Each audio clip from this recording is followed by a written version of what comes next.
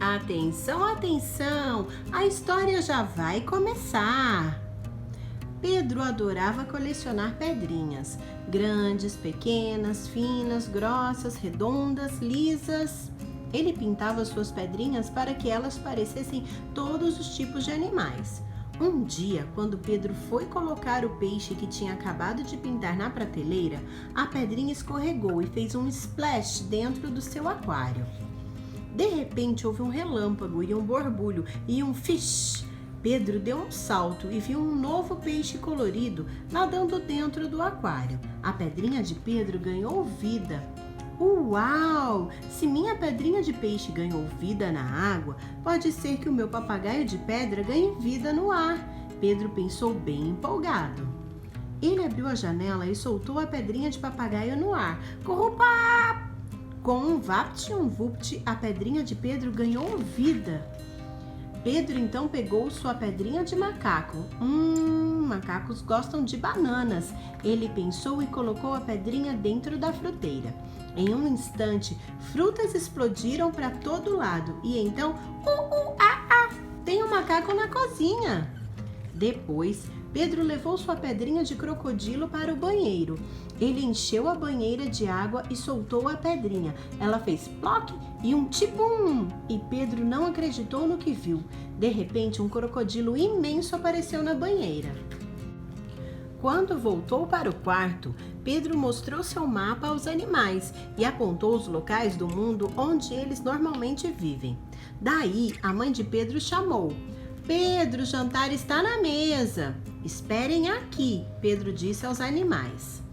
Enquanto Pedro estava lá embaixo, o macaco pegou o resto das pedrinhas pintadas e as colocou nos locais do mapa onde Pedro tinha dito que os animais viviam. De repente, Pedro ouviu um tumulto terrível vindo lá de cima. Por sorte, mamãe e papai estavam muito ocupados conversando para terem notado. Pedro acabou de jantar rapidamente e correu para o quarto. Pedro até engasgou quando viu que todas as suas pedrinhas pintadas tinham ganhado vida. Eu terei problema se vocês ficarem aqui. Preciso achar um lugar para vocês viverem. Então Pedro teve uma ideia. Ele correu para o seu armário e tirou de lá uma pedra enorme.